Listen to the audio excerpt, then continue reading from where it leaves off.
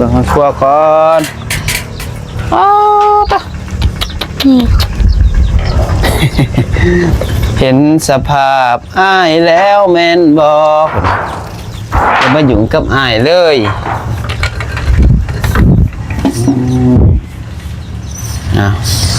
ให้ FC เบิ่งเอาเองพี่น้องเนาะมันต้องได้ทู่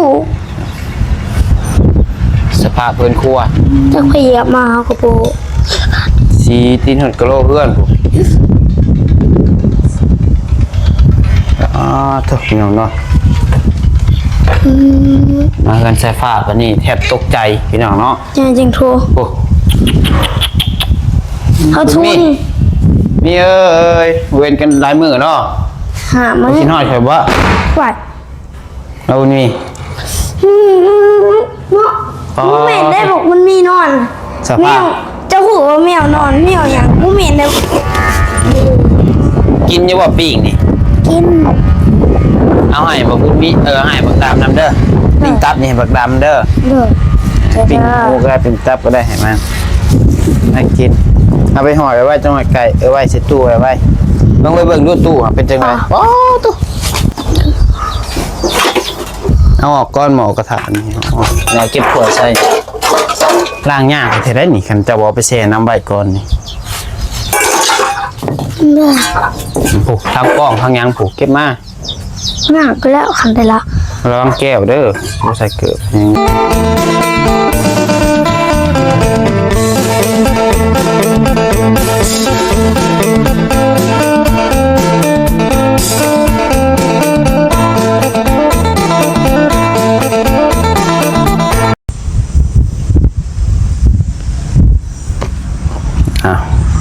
โดยพี่น้องเนาะเปิดภาพเปิดกล้องขึ้นมาในมื้อนี้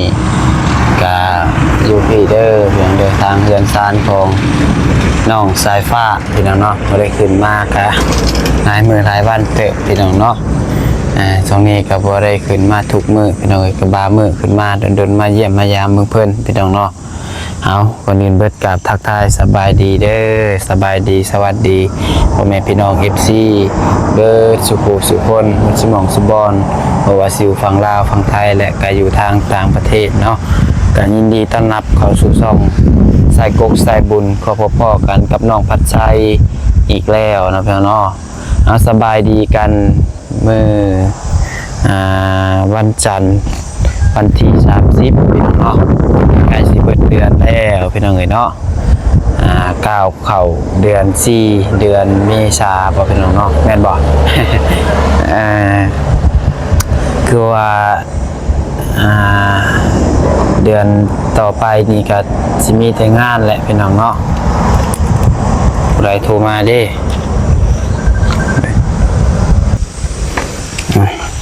มีว่ากินทางซาเบลเพิ่นโทรมาพี่น้องเนาะเพิ่นบ่ได้มานำพี่น้องเนาะ2มื้อแล้วมื้อวานนี้ก็ไปส่งน้องน้อยก็รถเราบ่ใช้ไปส่งผู้เดียวพอขี่รถจักรขึ้นไปพี่น้องโอ้เล็กตะปูได้นี่แทงรถนี่พอแห้งได้นี่จุบก่อนนี่โอ้หัว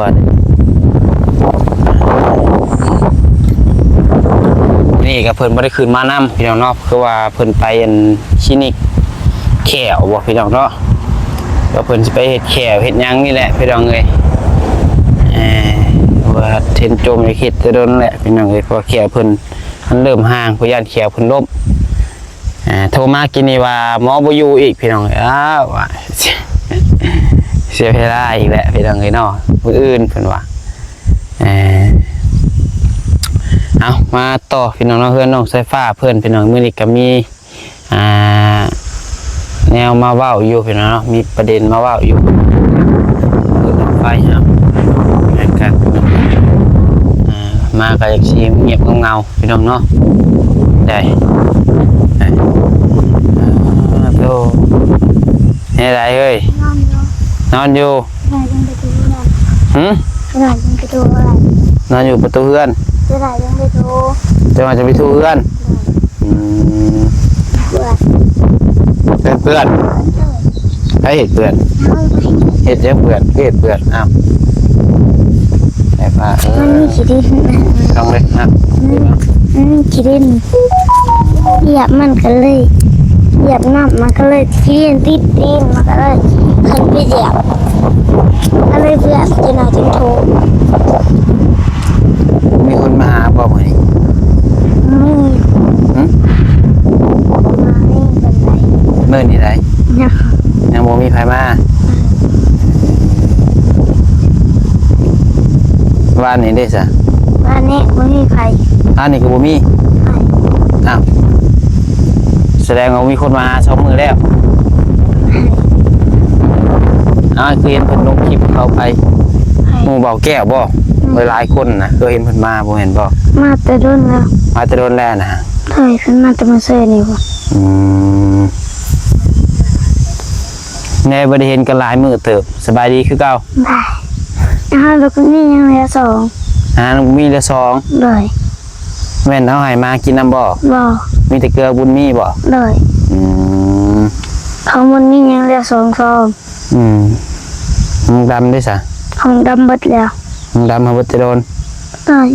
อืมอืมอืมอืม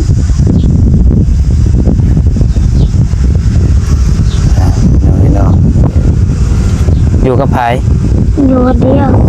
อยู่คนเดียวให้ไปใส่อ้ายอะ เพิ่นไปลิ ไปดินอีกแล้วไปดินแต่มื้อใด เมื่อวานนี่ บ้านนี้บ่ได้มาเลย เลย ยังอยู่บ่เงินค่ำนะ บอกว่าอย่า เจ้าน่ะมีอยู่บ่ มี บ่มีบ่มีจะกีบเลย เมื่อวานนี่มีแนะนำมาซื้อนี่มีอยู่อันเดียวให้ ไอ้พี่เอาให้ ต้องเบิดแหละ ไปซื้อหยังตัวเบิดเลย นี่ขนม แล้วให้เท่าไหร่ 50 ให้50 2 มื้อเบิดก็ แล้วซื้อน้ำกินน้ำตุกละเช้า น้ำยังน้ำตัวเช้า เป๊ปซี่ขวดใหญ่ ซื้อกินผู้เดียวนะ กินจมูก กินจมูก ใช่ เลี้ยงหมูว่า ว่า มันหอนแห้งบ่วานนี่ อืม ว่านี่ก็อยู่จมูกวานนี่ จมูก จะค้นจมูก มิดนั่นเลย นั่งดีๆไว้มานั่งดีๆไว้ อยู่เวลาคนหนึ่ง อืมเนี่ยอย่างนี้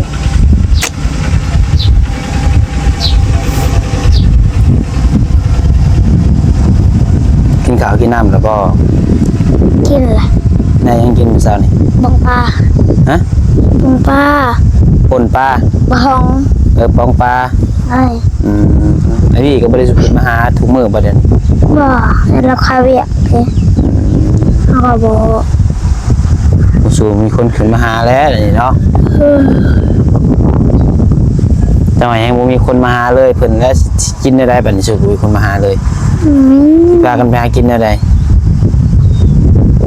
เย็นเอาตัวรอดเด้อเนี่ยหาอยู่หากินหาแนวมาขายเลย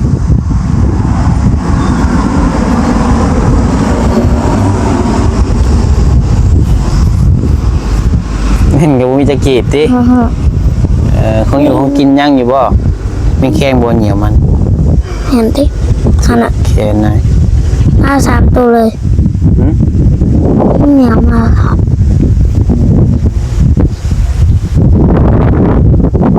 คืนนี้แหละพี่น้องเอ้ยลมเย็นเนี่ยเนาะขึ้นมานั่งเตียงดีๆไว้มานั่งพี่ไว้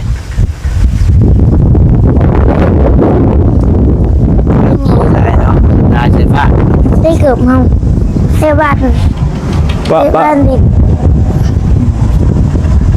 คือมือแตะเบิ่ง ได้บ้านบุญทวีหับบ่ได้เห็นไหม อืมเดี๋ยวคนเดียวคือเก่าที่คืนนี้ก็นอนคนเดียวบ่ บ่นอนคนเดียว กินข้าวคนเดียวเบิ่งหนังคนเดียว เดินจะพุ่งมีได้ เบิ่งกับบุญมี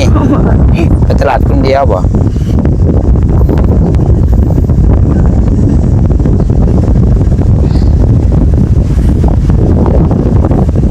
ข้าวหนึ่งอยู่บ่มื้อนี้ นั่ง นึกเรื่องคนข้าว นั่งตื่นลอยเลย สบายโพดจิสบายโพดแล้วเดี๋ยวนี้ข้าวก็บ่หนึ่งกินได้ซะบ่ได้หนึ่งข้าวนะ เมื่อคืน น นึ่งแต่คืนนี่จะกินข้าวเย็นบ่เกลือและบักดำบักบุญมีนะ เกลือแล้ว ดำเด้ เกลือแล้วเกลือเบิดเลย เกลือหมดแล้วบักดำเกลือยังมัน เกลือเขา เกลือเข่าแล้วล่ะ จับ จับยังว่าดีๆบอก จะ ไม่ บองปลา เจ๊ มันกินเบิดเขาก็เลยให้มันกินนั่น จะกินมาเบิดแล้วให้บักดำกิน นี่ ตาไปเพื่อนไปซ่านกันตาไปไปตรวจเบิ่งก่อนเป็นจังได ป้า ป้าอูมพอดีเป็นจุดดี มึงเอา ป้าดีๆเลยเป็นจุดดี เห็นยางหลุดหน่อยเลย ฮะเว้ยเอามันกิน ยางหลุดมันกดน้อยกดอยู่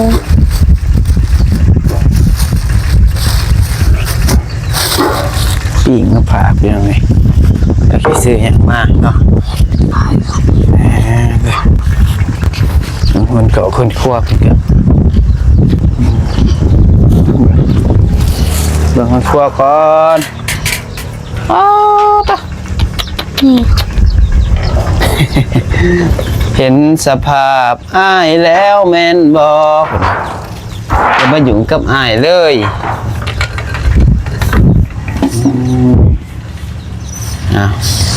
ให้ FC เบิ่งเอาเองพี่น้องเนาะ มันต้องได้ทู่ สภาพเพิ่นครัวไม่รู้จะพูดยังไง ไอ้เจี๊ย เบิ่มเพ่ตะบ่อนล่างนี่ เนี่ย มันทูเพื่อนทูซ่านหมดป้ากระทอกกระทังม.1ก็อยู่แต่ม.1ตัวนั้นได้ใช้บ่ได้หรือบ่ บุ โอ้โหช่าง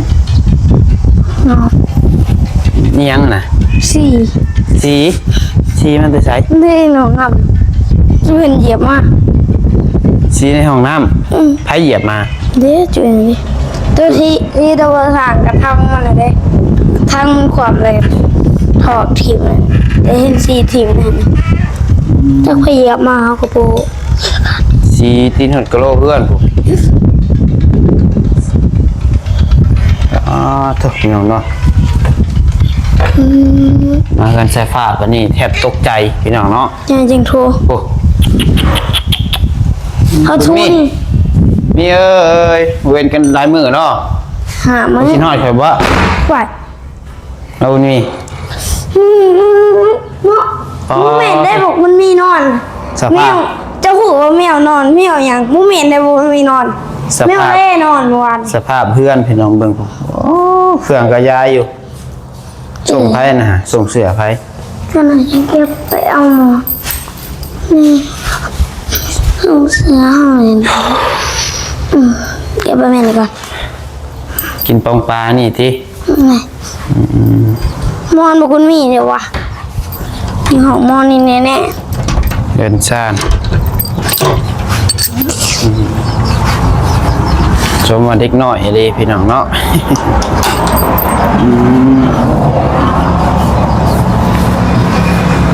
ใช่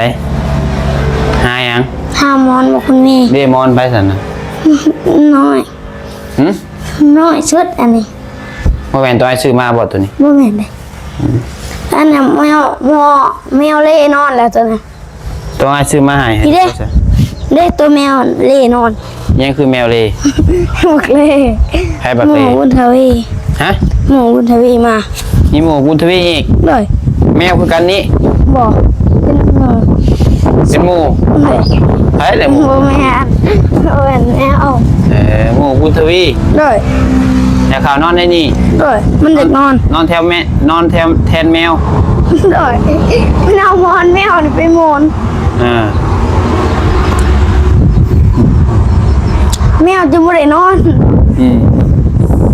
มันแม่มานอนแล้ว คนมันเด้อต้องตกใจแห้งหน่อยมาผ่านนี้ โทรเพื่อนปะ อ้าวทูก็ทูแล้วขอยบริเหตุซอยได้ โอ้ยบ่ได้ยะเอาแต่โทร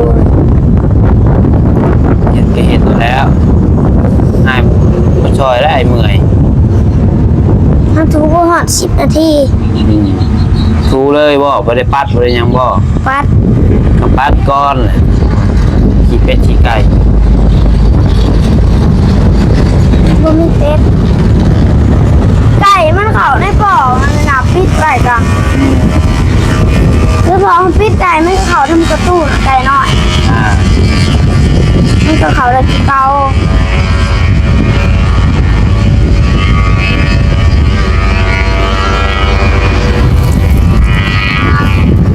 เอาโดนเนาะเป็นหยังเนาะกินอยู่บ่ปิ้งนี่ กิน เอาให้บักบุญมีให้บักดำนำเด้อปิ้งตับนี่ให้บักดำเด้อ เด้อ ปิ้งหมูก็ได้ปิ้งตับก็ได้ให้มันให้กินเอาไปห่อไว้จังหวัดไก่ไว้ใส่ตู้ไว้ลองไปเบิ่งดูตู้เป็นจังไดป๊อตู้ไก่นวดตีนหอดนี่บ่นี่มันจะขี่เป็ดขี่ไก่ โอ้ยไก่นี่ เต็ ก็ มอยู่ มันอยากถือปิ้งแล้วไก่อันนี้ อ๋อขนปากกาฮอตปดเกือบแล้วแบบนี้เพื่อนให้กลัวพี่ช้างพี่นั่นยังอ่ะฮะ บ่ได้แล้วพูดเขาจี ฮะ ตายอันนี้ เขาจีเบิ่งดูใส่กี่จีเบิ่งดู พูด โอ้ต้องจนนอนจื้อ ไม่มีกินเลย ใจฟ้าเอ้ย โอ้ นะ ย กินกระโปงข้าว เอาแม่น เนาะมอเด้อบ่ได้น้ำกับบริมีจักหยดน้ำมันตู้กับบริมีจักหยดแหวนน้องปัดไส้มาจับคิดได้พี่น้องเนาะกาวให้เอฟซีเบิ่งเอาเองนั่นแหละพี่น้องไอ้พวกสภาพเพื่อนสร้างเบิ่งรูตู้แต่กัน มีน้ำตาลมีกับมี ตัวยังนะฮะ ได้น้ำตาล นี่บอกว่าน้ำให้จะให้มันขาด หน่อยน้ำขาดนะเลย น้ำขาดดี แม่คือแม่นทว่า ๆ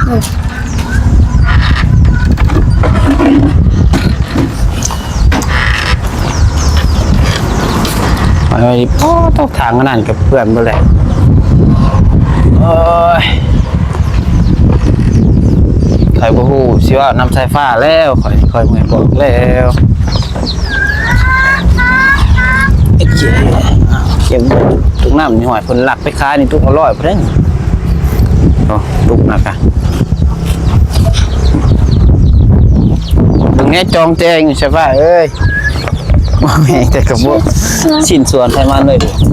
จองกับจูจะจอง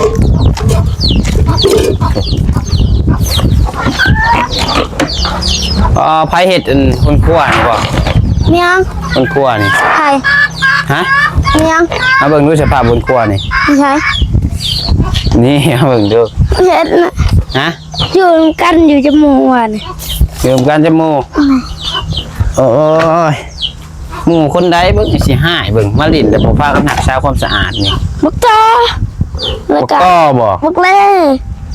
อ๋อโทษจะให้มาจักเทื่อเด้อคันมาแบบนี้เด้ออย่าให้มาใกล้เฮือนถึงกินแบบนี้นี่โอ้หมูกระทะกระทะบ่ไผกินหมูกระทะนี่ ไอ้บี้ เพิ่นพากินชุเจ้าคือบ่ล้างไว้ซะฮะ ล่างไว้แล้ว มาเก็บถ้วยไปแช่ไว้ แล้วแบบนึง เก็บถ้วยไปแช่ไว้มันบ่ได้แบบนี้บ่ได้แป๊บนึง เฮ็ดหยังไงนะ ชวน ปะก่อนก็ได้มาเอาถ้วยไปแช่นี่ไว้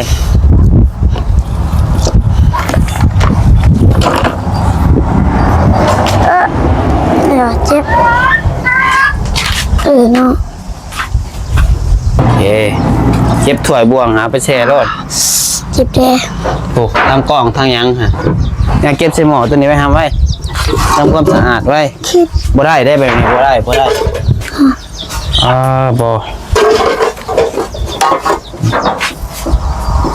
ต่อ เอาออกก้อนหมอกระถางนี่แล้วเก็บขวดใส่ล้างยากเท่าได้นี่คันจะบ่ไปแช่น้ำใบก่อนนี่ เมื่อ ผูกทางกล้องทางหยังผูกเก็บมา หนักแล้วขันได้ละ ระวังแก้วเด้อบ่ใส่เกลือยังเด้อ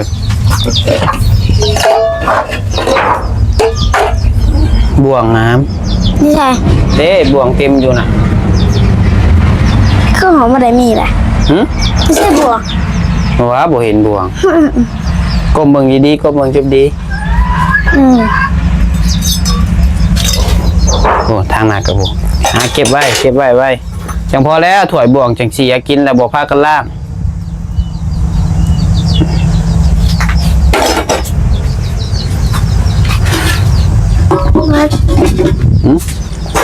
คนยังบ่ได้เบิดบ่วงแถวนั้นทางหลังจัง ไม่ใช่เนาะ ชิ้นไก่บ่นะฮะโอ้บ่เป็นตะกินนี่แหละไอ้วัด ได้ เอาไปทิ้งเด้อ ไป หน้าบ่วงอ่ะตัวหน่อยจองน่ะมีดผ้าเก็บไว้ดีกระซ้ำยังซั่นนี่มันกวาดอยู่ บัวมันจะเติบนะ ไปล้างรถไปเซนน้ำล้างรถ ใช่บัวเจ้าห้าบัว มัน นี่ ต่อบ่เห็ดแบบนี้กี่พันกินนี่ ชิม ตอนนี้เขาคันทาบมากถามเขาคันบ่แม่นเด้ นี่ฮะ ต่อรีเด้ให้คันเข้ามาแล้วเขาเห็ดเดือนเปื้อนจะให้เข้ามาใกล้เด้อ มา เฮือนเฮานี่แล้วมันสกปรกหมู่มาเห็ดแบบนี้นี่บ่ได้แบบนี้ไอเห็นมื้อหน้าสิให้บ่ผ่านแบบนี้เฮามาเห็นว่าหมู่มาลิ้นน้ำกะเห็นว่าเฮือนเฮากะต้องรักษาความสะอาดให้เฮาได้มาลิ้นก็มาได้ แต่ว่าเด้คันเฮ็ดแบบนี้นี่บ่ได้เฮ็ดแบบนี้บ่ผ่าน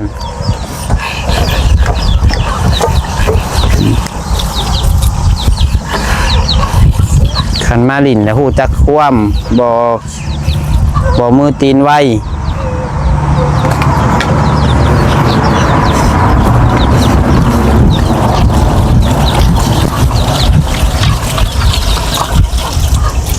แชร์ไปโลดหมอตัวนั้นแชร์ไปโลด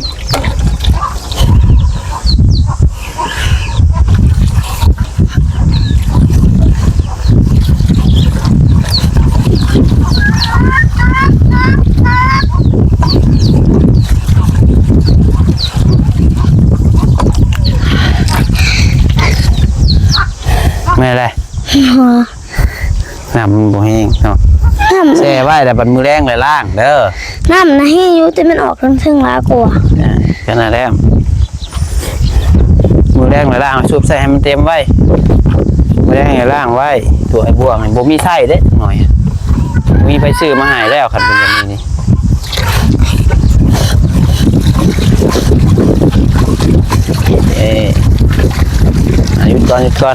หยุดก่อนแบบนึงเสียงอ้าว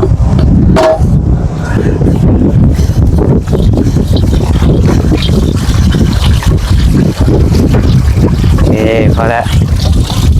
ตัวนั้นเก็บมาถูกเด้อแล้วก็พักผ่อนก่อนไปพุ่มมาพี่ไว้ให้ก่อนมาสัมมาตุกน้ำทานไปใส่เบิดได้สะอาด พายัง นี่ตุกน้ำตุกยังนี่ ที่ไหน เชื่อบึ้ไก่กันเนาะเชื่อไล่ออกในใบไก่เขาพวกอะไรอัดไว้ผมอัดไว้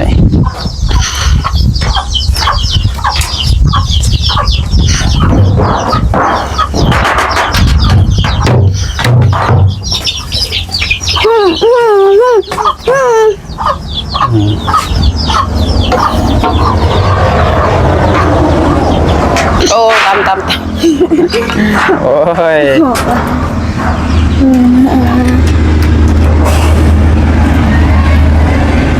นี่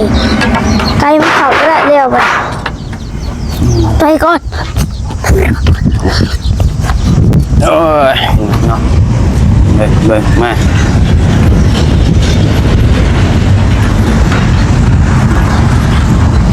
พี่นั่งเตียงพี่ไว้ นอน เอ้ยนั่งใส่กระห้อนคือกันแหละ มันต้องเล็บแน่เลยจ้ะเขาไม่มีลมเลย มีอยู่เอาบามัน ใครเด็ก ว่าบ่ได้ขึ้นมาหามื้อบ่บ่ได้ขึ้นมาหา6มื้อเนาะ เลย สภาพเพื่อนบ่เป็นตาเอาเลย ว่าต่อเพิ่นมานอนสา ฮะ เพิ่นวันต่อเพิ่นมานอน มาต่อมานอนน้ำ ชามือ มาต่อมานอน3มื้อ เลย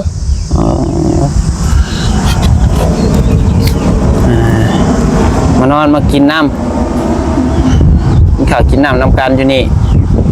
เลย เด้อพังเด้อไอสิบอกเด้อคะแนนเวลาหมู่มา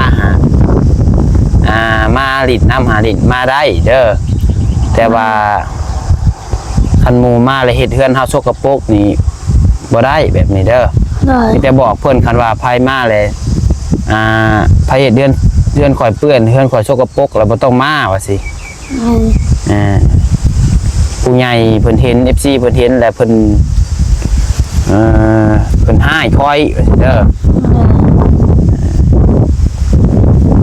รักษาเอาได้เฮือนเอาได้อันนี้เฮือนเจ้าเองนั่นแหละอันนั้นอยากอยู่อีกหลายปีคันนั้นอันนี้แล้วบ่ได้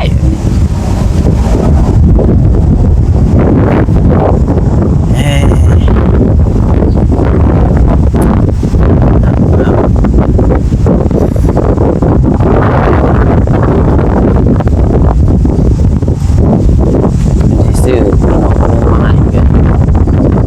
เพิ่นพอดีเอาได้หมูมาอยู่กินน้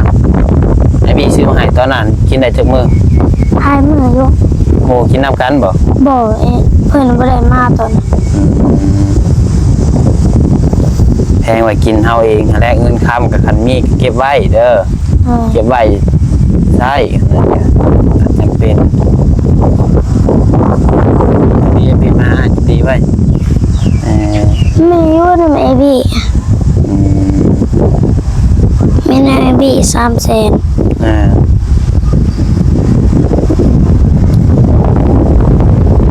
น้ำไม้เด้มีอยู่บ่คือบ่ บ่มี นะ บ่มี บ่มีเห็นบ่ บ่จืดแล้ว ชื่อครับ มีตอนไหน มีตอนน่ะเด้วางให้มาบางตัวซื้ออาหารกันแมวกับที่นอนเรือตัวเรือได้เอาให้เจ้านำเรืออยู่400-500นี่แหละก็ประมาณ2-3 แสนพี่น้องทำไมก็ยังเรืออยู่เก็บไว้ให้นั่นบัตรเธอตอกเสื้อทับก็ตั้งเป็นเดือนเนาะสิบเดือนนี่ได้ เฮาเติมเป็นเฮาเติม10,000ได้หามื้อ เบิดแล้วบ่เธอตั้งเป็นเดือน เบิดได้ บ่แสดงว่ากุ้มเดือนซ้ำตั้ง50,000มันบ่กุ้มอยู่แล้วเดือนน้องเพิ่นนี่นั่นพี่น้องเนาะคันบ่เป็นขาดเดือนละ90เดือนละ99 เอาเขาในทุกรายบางเถื่อเขาก็เปิดฮอตให้โมเอาบางเถื่อก็เปิดฮอตให้บีน้ำนี่เราบ่เห็นก็เปิดฮอตให้นี่ก็เลยเปิดไว้ แล้วขนาดตั้งเป็นเดือนมันขนาดตั้งตัวคือของสมัยนี่200,000สมัยตั้งนี่ดินอะไรก็บ่เบิดตีราคาดินก็บ่เบิดเปิดฮอตให้อันดินทั่วโลกก็บ่เบิด บ่เหลือ หนาว่าอีหลีเดี๋ยวมันสิซ่าเอาบ่เป็นหยังเนาะหลายซะมีแต่ว่ารักษาเอาและเฮือนซานแกเด้อทำความสะอาดเอาอ้ายก็บ่ได้สู่ขึ้นมาหาเดี๋ยวนี้เด้ออ้ายก็มีเบี้ยดนขึ้นมาเถื่อมีหยังก็โทรหาอ้ายเด้อ เด้อ เป็นหยังก็ได้มันจะเจ็บเป็นอุ่นๆกลางค่ำกลางคืนบ่สบายมีอยู่ของกินคันบ่มีของกินก็โทรหาอ้ายก็ซอยได้แต่บางคาบไปซื้อแหละ เด้อ นั่นก็พากันไปหาอยู่หากินเองเด้อ เด้อ ไปจะจบคลิปก่อนคลิปนี้ก็ประมาณนี้ก่อนนะเพื่อนน้องเห็นสภาพหายแล้วแมนบอพี่น้องเอ้ยได้จังหวะกันใหม่อยู่ดีมีแห้งเบิดสุขุสุขคนนะพี่น้องเด้อสำหรับคลิปนี้ลำลาแล้วผ่านกันเลยกับผู้ทั่วไปนั้นไม่หลายสบายดี โอเค โอ้ย เอามา